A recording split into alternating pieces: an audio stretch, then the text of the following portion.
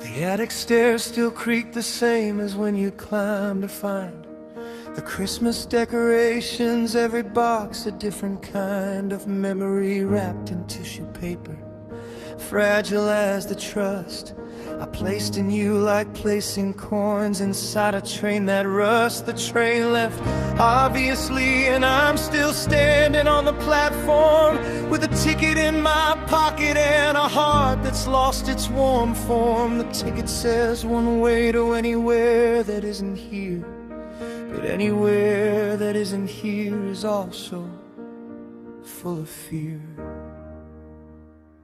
And I've been sleeping on the left side, even though you took the right, because the mattress holds the den of you, a hollow made of light that used to pour in from the window when the morning hits your hair. Now the morning hits the pillow and the pillow doesn't care. I've been talking to your shadow on the wall when the lamp is low. I've been teaching myself chess just so I have somewhere to go. In the evenings when the loneliness becomes a second skin, and the only move I make is to not move, to not begin. Your toothbrush is still in the cup, I moved it to the back. Behind my floss and razor blades, a relic of the lack of courage that it takes to throw a piece of you away.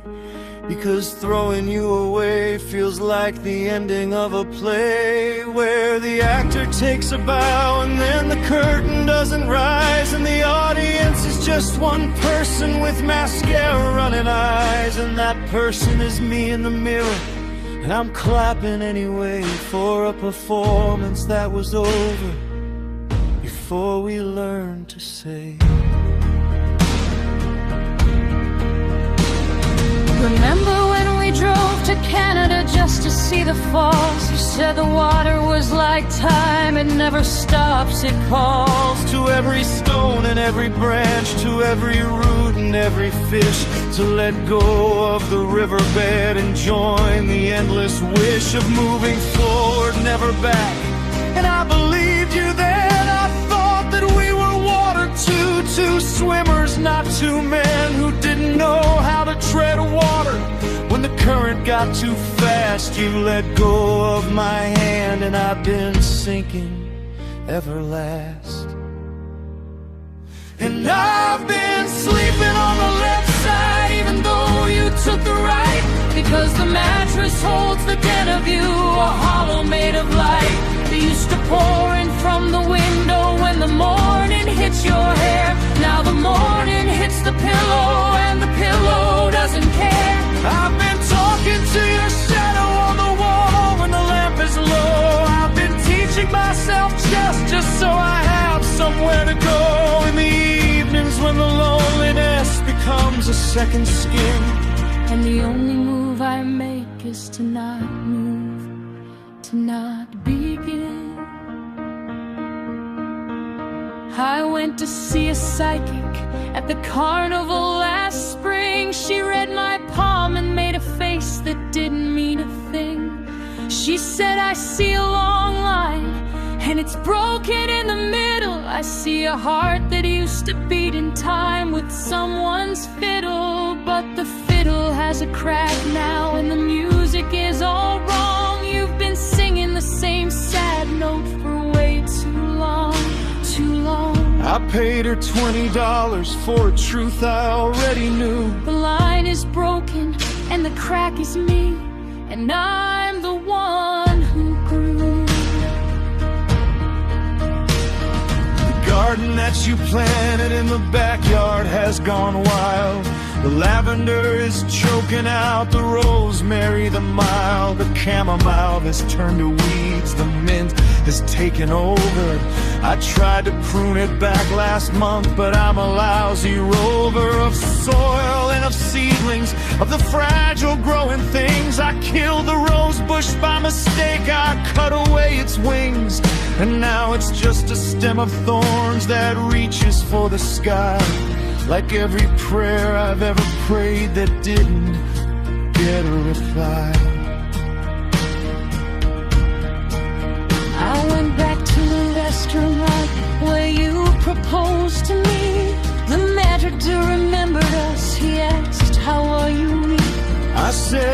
just me now. And he nodded like a priest who's heard 1,000 confessions and knows the war has ceased. But the war has not yet ceased inside the trenches of my chest. I'm still ducking from the shrapnel of the way you knew me best, the way you knew my order, the way you knew my fears, the way you knew to hold me through the anniversaries of tears.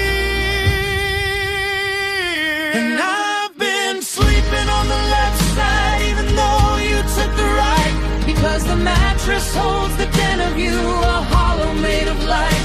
They used to pour in from the window in the morning, hit your hair.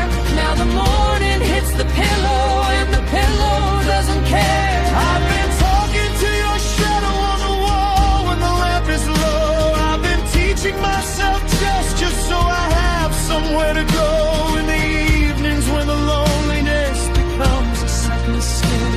And the only move I make is to not move, to not begin.